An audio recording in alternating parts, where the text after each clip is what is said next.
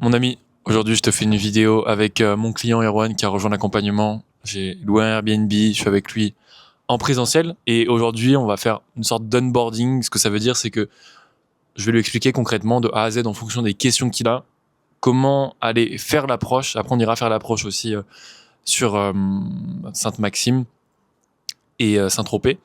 Mais concrètement, comment passer de l'approche jusqu'à revoir la fille en date, potentiellement avoir une aventure avec elle, coucher avec elle, avoir une relation. Donc comment passer de l'étape A à l'étape Z.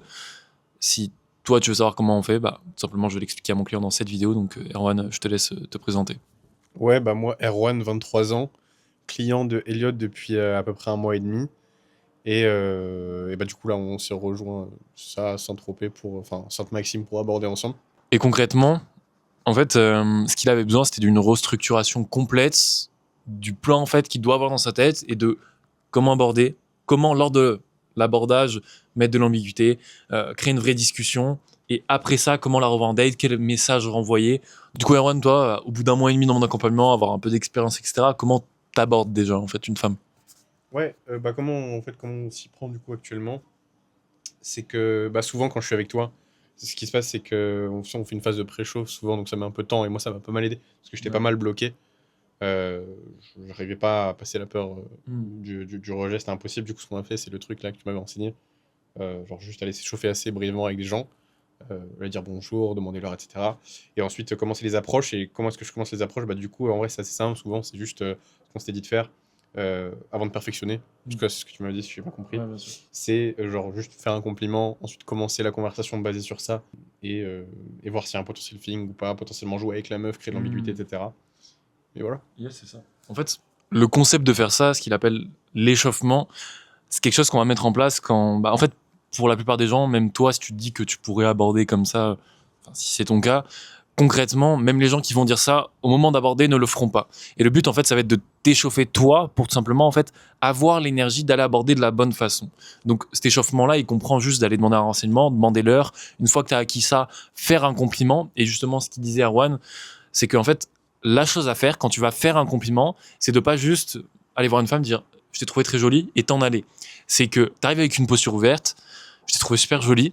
Et si tu vois que la femme est ouverte, etc., là, tu peux jouer là-dessus, essayer de creuser, essayer de t'intéresser à elle pour justement par la suite et réussir à créer quelque chose de fort, mettre de l'ambiguïté et prendre son numéro, si ça se passe. Mais le but, c'est d'arriver avec l'approche en tête du je veux juste faire un compliment pour ne pas te mettre la pression d'après justement te dire il faut que je prenne un numéro. Et ça va montrer que tu es détaché, l'interaction va être bien meilleure et tu vas être mieux perçu à ton approche. Mais tu veux pas leur donner, tu sais, la technique complète là, tu sais, que tu m'avais donnée. De l'approche? Ouais. Ah ouais, carrément, ouais. Ouais, d'ailleurs, les amis, en fait, une technique qui a beaucoup aidé Erwan, c'est un document où il y a une quarantaine d'approches préécrites, donc un script littéralement de ce à quoi répondre dans quel contexte quand tu vas aller aborder la femme, donc les meilleures phrases d'approche. Si vous voulez le rejoindre, vous avez juste à rejoindre mon canal WhatsApp en bio. En fait, le document sera envoyé automatiquement une fois que vous aurez rejoint. Donc, cliquez sur le lien en bas et vous pourrez recevoir le document. Ok, du coup, Erwan, toi, comment tu t'y prends une fois que tu as réussi à créer l'approche, que tu es venu la voir, tu l'as dit, écoute, je t'ai trouvé super jolie, je suis venu te voir. Qu'est-ce que tu fais après? Bah, en vrai, moi, le premier truc, c'est un peu ce que tu m'avais dit. Quand tu sais pas trop quoi dire, rester simple et juste te poser quelques questions basiques, genre, ok, tu fais quoi ici? Est-ce que t'es là? Ok. Enfin, je sais pas, tu peux même aussi faire le truc de ah, je suis nouveau ici, je connais pas, est-ce que truc machin comme ça, tu peux peut-être créer de la proximité, mais sinon, les questions basiques en vrai. Genre, tu fais quoi dans la vie? Ouais. Etc. Et potentiellement trouver là-dessus un point où tu peux faire rire. Ouais. Il est déjà chaud, c'est parce que ça fait un mois et demi que je l'accompagne. Effectivement, Erwan a bien résumé quelques petites pressions quand tu dis par exemple que bah, tu vas lui dire ouais je suis nouveau ici, des choses comme ça. T'as oublié d'omettre quelque chose. Une fois que tu fais un compliment que tu vas aborder de cette façon, t'as un contexte dans lequel t'es. Par exemple, si imaginons, je sais pas, elle a des chaussures roses, des énormes bosses, ou qu'elle a un énorme sac à dos sur elle, tu vois, tu peux utiliser ce contexte-là pour faire de la créativité, pour la faire rigoler, pour lui montrer que tu as un truc différent et pour tenir dans la discussion. Si elle a un gros sac à dos, je vais regarder, je vais faire attends, mais c'est quoi ce sac là? Tu montes l'Everest demain, tu vois? Des trucs qui vont faire rire, tu vois, en fait. Mais c'était déjà bien, mais il manque cette petite chose que tu peux utiliser parfois. Mais effectivement, quand tu vas dire qu'est-ce que tu fais ici, etc., le but, c'est pas juste de poser des questions comme ça. Qu'est-ce que tu fais là? Qu'est-ce que tu fais dans la vie? Quel âge t'as? Et lui dire, ah, ok, et si, et ça? Non, on s'en fout. J'ai fait une vidéo par rapport à ça d'ailleurs, mais concrètement, quand vous voulez discuter avec la femme, savoir quoi dire, le cheat code ultime, c'est en fait d'arrêter de dire quoi, qu'est-ce que tu fais dans la vie, tu fais du sport, est-ce que tu fais du sport, combien de fois par semaine, c'est de dire pourquoi tu fais du sport, pourquoi tu fais ça dans la vie, pourquoi tu habites ici, parce que la femme va réellement se livrer internement parlant. Elle va s'ouvrir à vous, vous allez plus connecter, et du coup, elle va sentir plus de proximité, vous aurez plus des portes ouvertes pour mettre de l'ambiguïté, sexualiser, etc. Donc c'est ultra important quand vous créez une discussion de réellement, en fait, ne plus demander quoi, qu'est-ce que tu fais dans la vie, si ça, mais dire pourquoi tu fais ça dans la vie. Est-ce que c'est compréhensible pour toi? Ouais, carrément. Ouais, ça fait sens. Ultra intéressant. Ouais. Et du coup, concrètement, une fois que tu l'as approchée, que tu as commencé à discuter avec elle, comment toi tu vas faire pour, dans la discussion, mettre de l'ambiguïté? Parce que là, vous nous regardez, tu me regardes. Je t'ai dit comment tenir une discussion, mais maintenant tu sais même pas comment mettre de l'ambiguïté pour réussir à la séduire et prendre un numéro. Toi, tu t'y prends comment pour essayer de mettre de l'ambiguïté et de créer une attraction? Hmm. Ça peut commencer au début de l'approche. Ouais. Je te donne des indices. Bah, en vrai, le gros truc, je pense, c'est surtout de mettre du jeu. De créer un genre de jeu vite fait un peu avec elle. Je sais par exemple ce qu'on avait fait, c'était pas mal. C'est genre avec une meuf, c'était genre en mode. Elle était en cours de je sais plus quoi, et je lui dis ah bah je suis très fort dans ça, je pourrais être ton professeur. Et du coup tu crées un jeu entre guillemets, une dynamique, Ouais. tu vois, et c'est comme ça que ça sexualise l'interaction. Enfin c'est comme ça que tu m'avais dit quoi. Ouais, bien sûr. Bah, c'est une des choses, effectivement, qui va faire que l'interaction va se sexualiser. Parce que vous allez créer un jeu, une sorte de tension. Par exemple, bah, effectivement, le truc de dire je pourrais être ton prof. Ou classique, tu vas aborder une femme qui est étrangère, elle est anglaise, t'es français, tu lui dis je pourrais être ton French teacher. Et en fait, ça va créer une interaction, tu vois. Et concrètement, par rapport à ça, il y a ça, effectivement.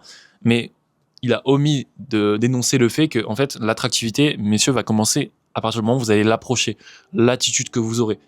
Si vous arrivez les bras croisés, les mains dans les poches, que vous fuyez le regard, que vous n'avez pas une attitude droite, que vous parlez pas calmement, que vous parlez ultra vite, que vous bégayez, il y aura aucune sexualisation parce qu'il y aura pas de tension.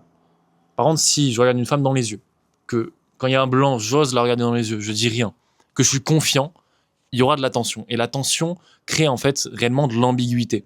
Donc tu peux mettre de l'ambiguïté en disant un compliment qui va mettre de la tension. Exemple, tu vois, tu peux très bien dire, elle te parle et tu lui dis tu m'attires. C'est ultra puissant de regarder quelqu'un dans les yeux et de dire tu m'attires, tu vois. Et aussi concrètement, ce qui va être bien à faire, en fait, c'est les 3 piliers pour moi, c'est regarder dans les yeux, avoir la bonne attitude, mettre de l'ambiguïté en faisant des compliments, avoir un jeu de rôle, mais c'est aussi, par exemple, en fait, faire des sous-entendus aussi.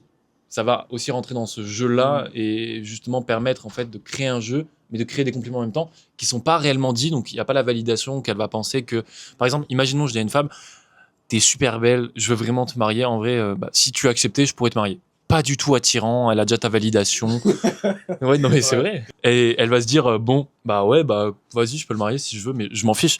Par contre, tu lui dis, j'adore commenter, je suis déjà tombé amoureux là, en fait, je veux te marier. En second degré, ça veut dire que t'es réellement attiré par elle, mais que tu valides pas totalement le fait de la marier vu que tu rigoles là-dessus, que t'es à l'aise par rapport à ça. Donc ça démontre ton charisme, ta confiance, ton audace et ton ambiguïté. Erwan m'a posé une question intéressante, mais c'était coupé. Est-ce que tu peux me la redire? Ouais, non, je pense que ce serait intéressant de parler de enfin c'est quoi la différence entre les mecs qui arrivent pas à, quand ils parlent avec une meuf, mettre de l'ambiguïté, créer de la tension, créer de l'attirance, Ouais. justement, et ceux qui arrivent et qui du coup arrivent à séduire. C'est quoi la différence? Yes, bien sûr. Concrètement, les 2 schémas typiques, je vais commencer par celui qui n'arrive pas à séduire, qui n'arrive pas à mettre de l'ambiguïté, et qui est sûrement ton cas si tu regardes une de mes vidéos. Concrètement, tu vas arriver avec une posture où tu as peur du rejet, tu n'as pas confiance, tu vas pas être avenant, tu vas pas être direct, tu vas pas être droit, tu vas pas oser regarder dans les yeux.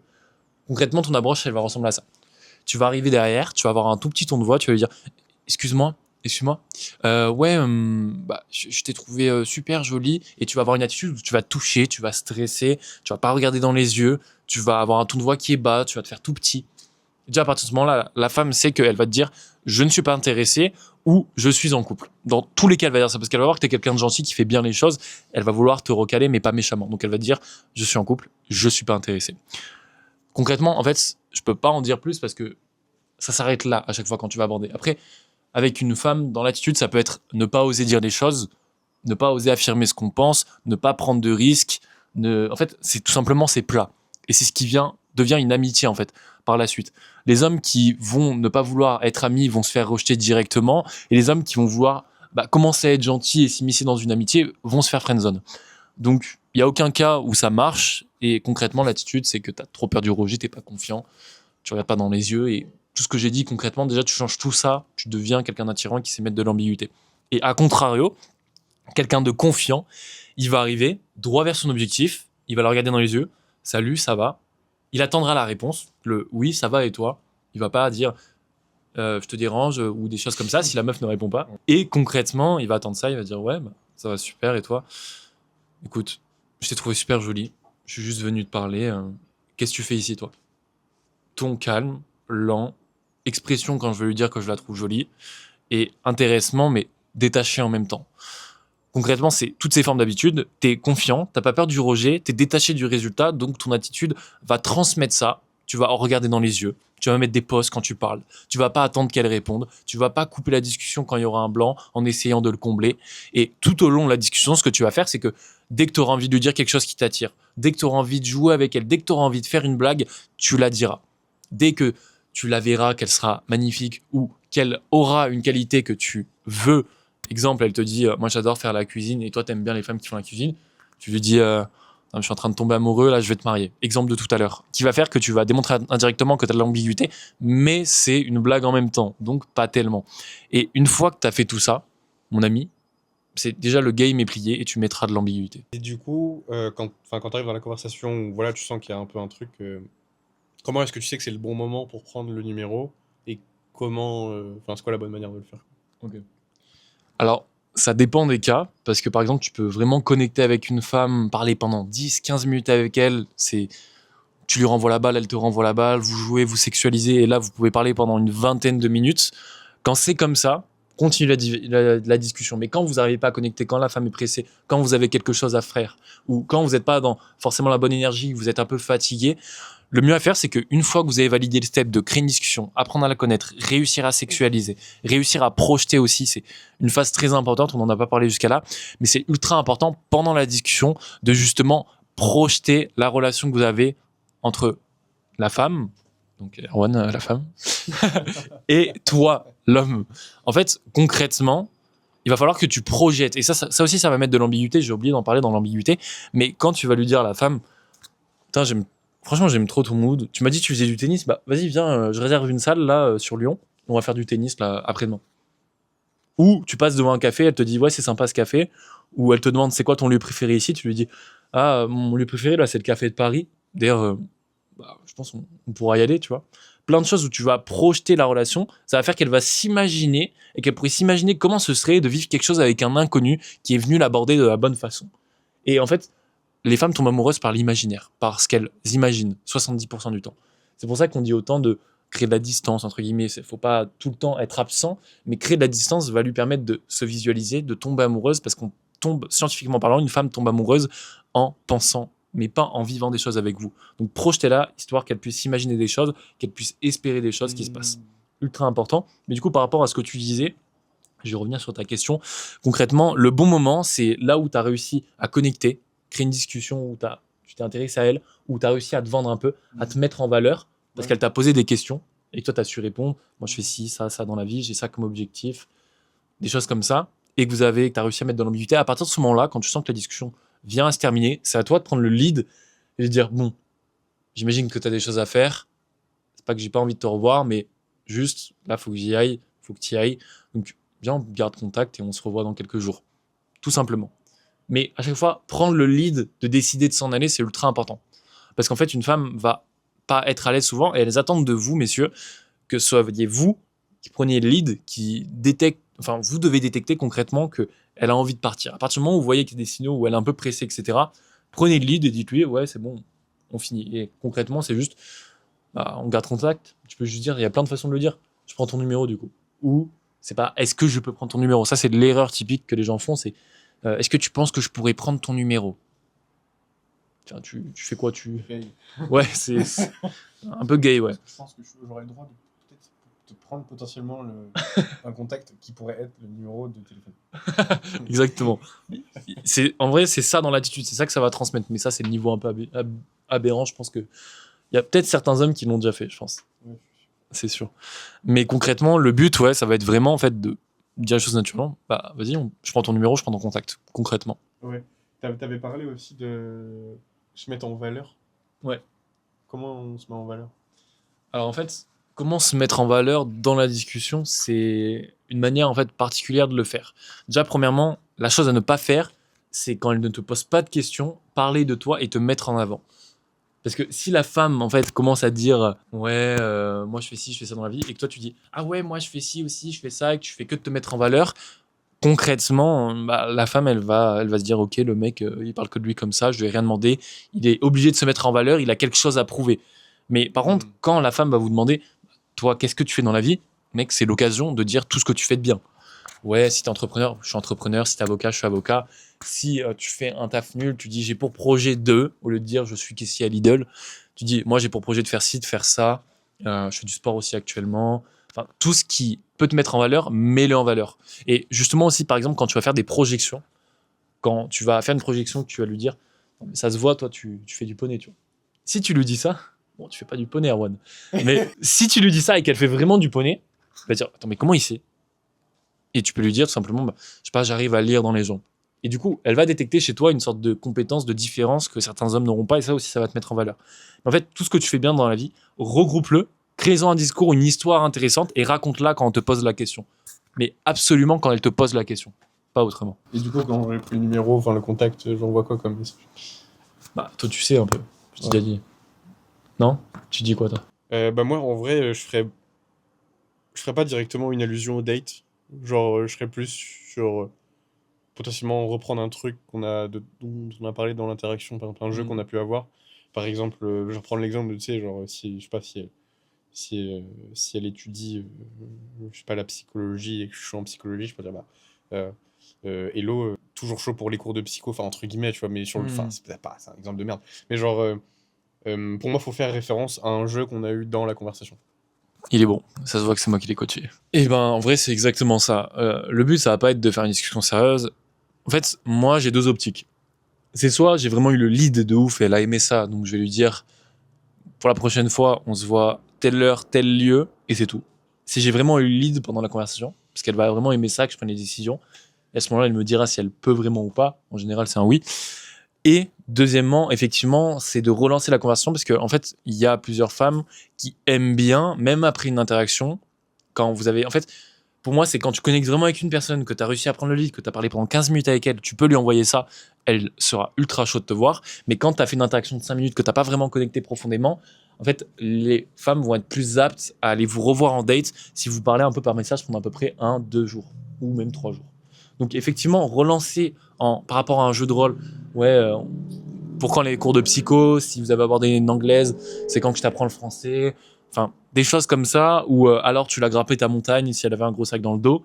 C'est des choses vraiment qui vont faire rentrer dans le jeu, qui vont créer une discussion différente, qui vont donner envie à la femme de vous répondre, plutôt qu'un « Salut, ça va comment tu vas depuis que je t'ai abordé ?» C'est nul ça. Donc concrètement, soit un jeu de rôle, soit la discussion a été vraiment bonne et donner directement le date. Mais en général, si vous commencez par simplement aborder, prendre des petits numéros comme ça, le mieux, c'est de créer quelque chose par rapport à une sorte de jeu que vous avez eu lors de l'interaction. Pendant un date, Ok, ouais. qu'est-ce que tu vas faire quand elle va arriver? Qu'est-ce que tu vas faire pendant le date? Qu'est-ce que tu vas faire à la fin du date? Ouais. Bah déjà, dans le date, en vrai, souvent, je fais plusieurs endroits, entre guillemets, je reste pas au même endroit. Ouais. Tu vois, par exemple, souvent, bah non, mais... En gros, ce que je verrais, c'est que je pense d'abord on se pose dans un endroit un peu chill, juste où on discute vite fait, ensuite on part marcher, et ensuite on se rejoint dans un autre endroit, peut-être possiblement pour manger ou pas, et puis on peut finir pareil sur une balade ou quoi, mais jamais vraiment rester au même endroit. Ça crée du momentum dans la discussion, c'est pas trop mal. Mais ouais, c'est surtout comme ça que, en tout cas, je structurerais entre guillemets le date, quoi. C'est vraiment un de mes élèves les plus chauds. Il a tout bien appris. Combien de numéros quand t'abordes 10 fois? Entre 2 et 4. C'est vraiment bien. Ouais, concrètement, c'est exactement ce qu'il a dit. En fait, quand tu vas arriver en date, quand tu vas passer ton date, bon, on n'a pas fait quand on arrive en date, qu'est-ce qu'il faut faire, à la fin du date, qu'est-ce qu'il faut faire, pendant le date, qu'est-ce qu'il faut faire, mais il a totalement raison sur les lieux. En fait, quand vous allez rester à un même lieu fixe pendant 3-4 heures, elle va pas être confortable, elle va avoir l'impression, en fait, le momentum d'arriver, de prendre un café, de discuter dans le lieu va être bien, mais au bout d'un moment, l'énergie là-dedans va s'épuiser. Et pour changer la dynamique, pour l'inverser, pour créer un date différent de tout ce qu'elle vit, je lui dis, vas-y, j'en ai marre du café, viens, on va marcher. Tu marches dans la ville au hasard, tu fais ce que tu veux, tu te retrouves à un parc, tu fais une activité, tu vas manger une crêpe. Faut que le date soit improvisé, soit naturel pour qu'elle s'en souvienne et qu'elle trouve ça différent, en fait. Donc, créer du momentum, justement, en changeant de lieu, en bougeant, ça va vraiment faire que le date va être différent et qu'elle va, en fait, être beaucoup plus connectée émotionnellement à vous.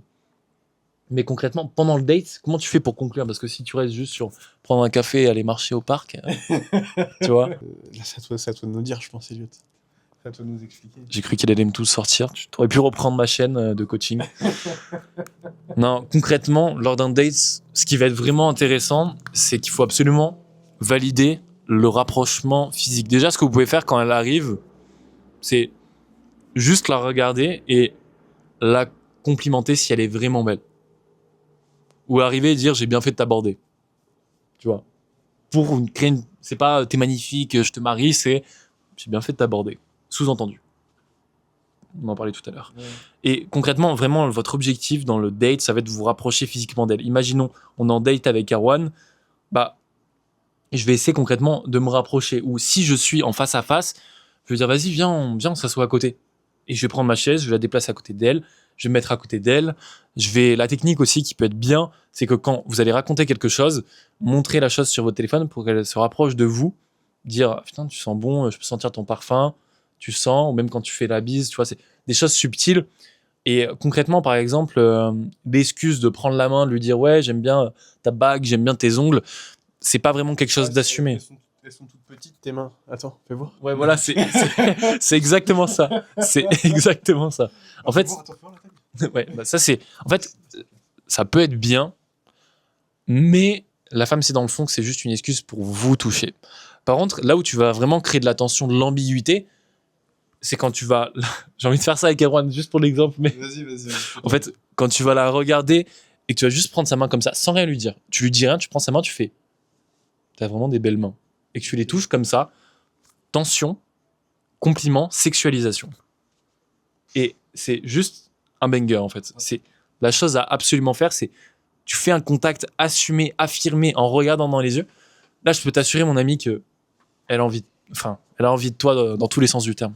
C'est quoi la phrase magique à dire pour la ramener? Ok, là, moi la technique que j'aime trop utiliser, c'est t'es dans un date et t'es dans le date, t'as réussi à la toucher physiquement, etc. Tu lui dis viens, j'ai un truc à te dire dans l'oreille et tu te rapproches de son oreille, tu lui dis quelque chose comme t'es magnifique ou j'adore tes yeux ou tout simplement tu me plais et en t'enlevant, tu gardes l'attention et tu l'embrasses. Ça c'est le truc classique qui marche à tous les coups. C'est en fait pour le niveau débutant, ça va permettre d'avoir la proximité de son visage, de lui parler, de la regarder en face dans les yeux après avoir dit ça et s'il y a l'attention, s'il y a l'ambiguïté, de se lancer concrètement. Et Et comment tu sais si justement si l'attention, l'ambiguïté au moment où tu dis dans l'oreille, tu me plais? bah, en fait, c'est pas à elle de montrer qu'elle a de l'ambiguïté, c'est à toi de mettre de l'ambiguïté. Dans tous les cas, tu sauras qu'elle a de l'ambiguïté parce que si elle acceptait pas l'ambiguïté, elle te laisserait pas se rapprocher de son oreille, elle t'aurait pas laissé lui prendre la main, elle te regarderait pas avec des yeux milieux quand tu le regardes avec des yeux milieux. Et concrètement, c'est juste, tu t'enlèves, tu la regardes. Quoi? Pourquoi? En fait, quand je t'ai rapproché de ma table, c'est genre. Je regarde que. C'est vraiment en fait à partir de ce moment où tu as pris sa main, où elle est ok, tu lui fais des compliments, tu joues avec elle, tu mets de l'ambiguïté, tu fais des sous-entendus. Il y a aucun monde où tu fais ça et ça ne passe pas. Aucun. La dernière partie, c'est quoi? C'est comment la ramener chez toi, Ouais. c'est ça? Bah concrètement, en fait, sur cette partie-là, le but c'est pas du tout de la forcer. Et si elle en est au stade où elle est vraiment attirée par vous, vous êtes embrassés, la suite se fera logiquement parlant. En fait, la technique, entre guillemets, pour concrètement comment la ramener chez vous, c'est extrêmement simple. Une fois qu'il y a de la tension, de l'ambiguïté, qu'est-ce qu'il faut faire, Erwan, si c'est un bon élève? Bah, tu lui dis, t'es chaud qu'on finisse la soirée chez moi. Je vais enlever le thé chaud, mais tu la regardes dans les yeux, tu lui dis viens, j'ai envie de finir la soirée chez moi. Et elle te dit pourquoi? Tu lui dis tu sais très bien. Et c'est plié. C'est littéralement plié. Il n'y a aucun monde où ça ne se passe pas comme ça. Donc voilà, cette masterclass est finie. Et vous savez maintenant comment séduire une femme de A à Z. Ouais, ils ont plus qu'à appliquer maintenant. Ouais, plus qu'à appliquer. C'est exactement ça. Merci Iron pour cette vidéo. Voilà. Avec plaisir. Peut-être merci de m'avoir accompagné, non? Enfin, je sais pas. Je te déteste. Non, Puis voilà.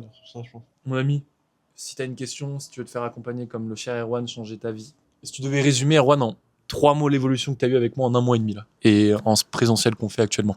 Moi, j'étais un peu bloqué pour aborder. Ouais.